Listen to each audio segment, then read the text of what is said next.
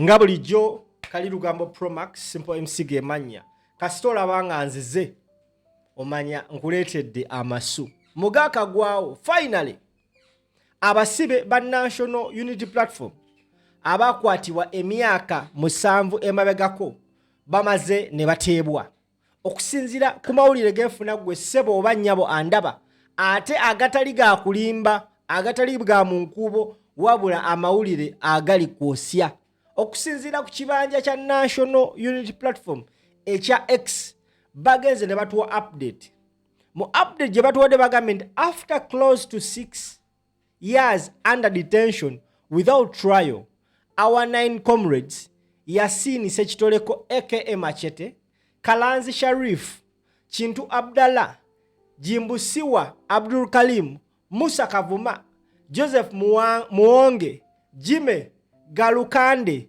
and Patrick Mwasa are due to be released.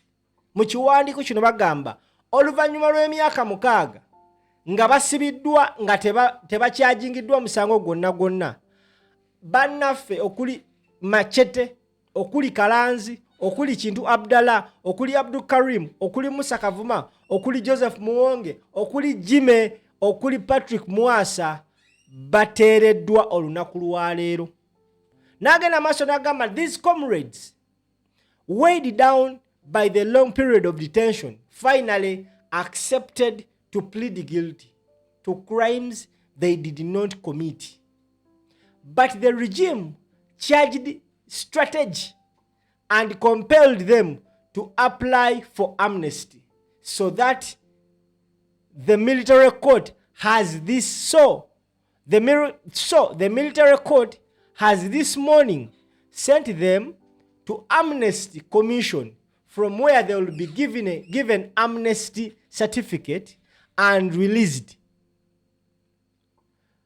We hope they won't be hijacked and forcefully taken to Kyankwanzi as happened to some of the comrades previously released.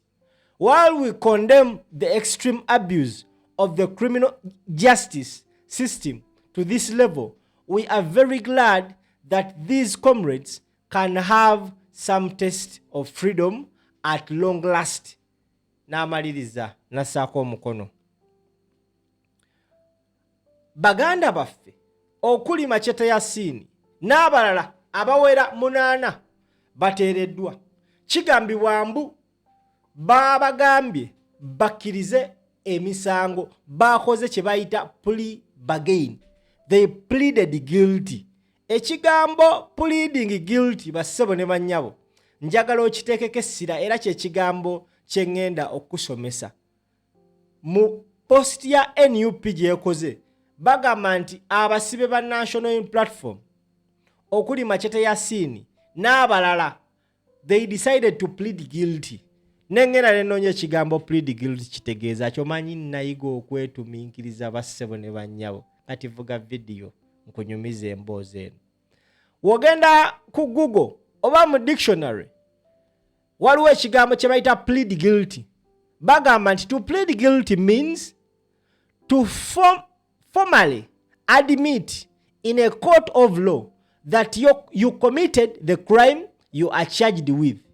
By saying this, you accept legal responsibility for the actions, skip a full trial, and move straight to the sentencing phase. Key light effects: no trial. The court skips testing the evidence because you already agreed you did it.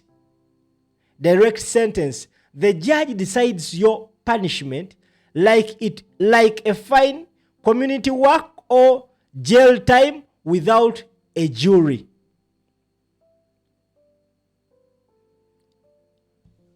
Abakulu okuli Machete ne banne ndowooza bambi ebbanga lye bamaze mu Mukkomera batendewaliddwa era ne babawa ddiiru eya Amnesty.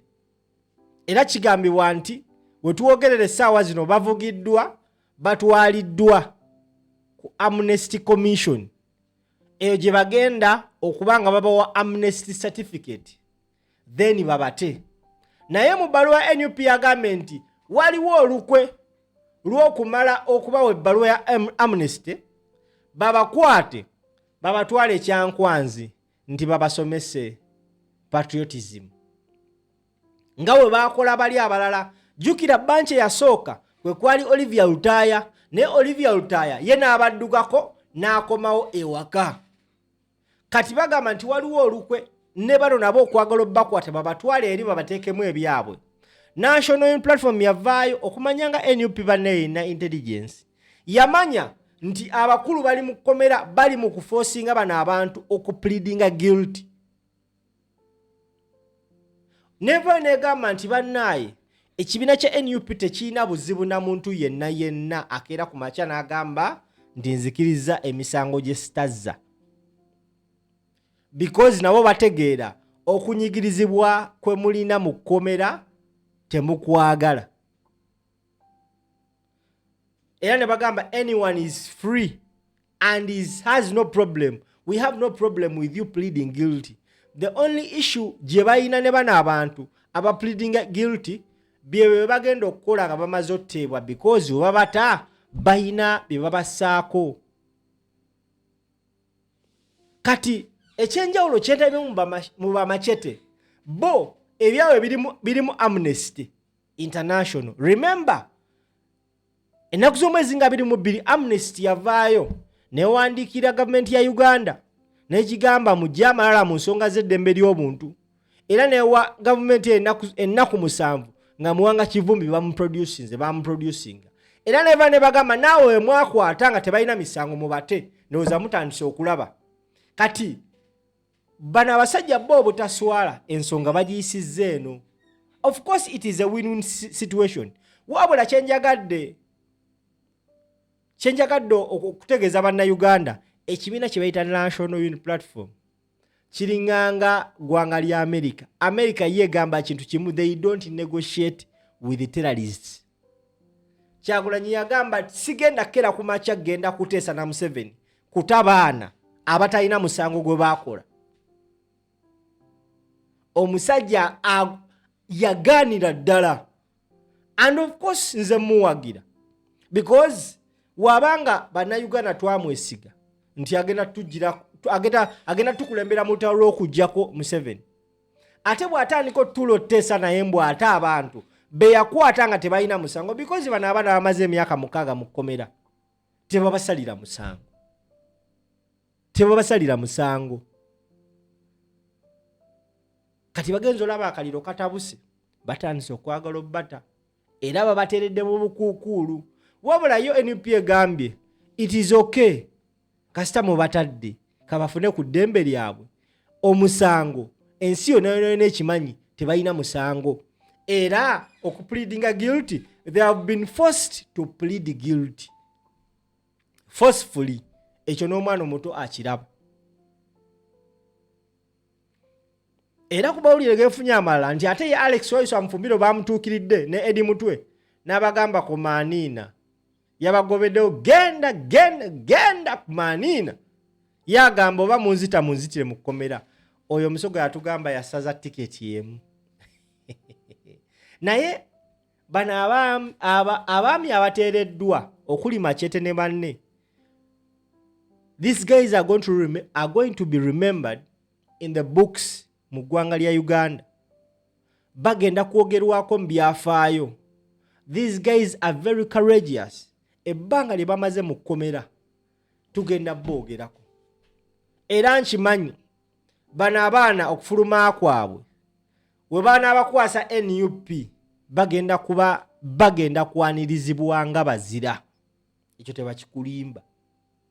Kyovala NUP government tuwulidde olukwe nti nga bamaze ofuna amnesty certificate because ofuna ebbaluwa ya Amnesty teri alina kukwatako nti regime epulaninga kubafuna ebatwala ekyankwanzi okusinziira ku NUP kyegamba nga bwe bakola bali abasooka.